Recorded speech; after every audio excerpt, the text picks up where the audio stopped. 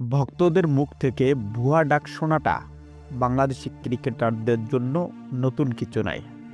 হ্যাঁ দর্শক, গতকাল এমনই একটি সমালোচনার জন্ম দিয়েছে ভক্তরা। ডাক আউটে বসে থাকা দর্শকদের মুখ থেকে এবার ভুয়া ভুয়া ধ্বনি শুনলেন বাংলাদেশের ক্যাপ্টেন নাজমুল শান্ত।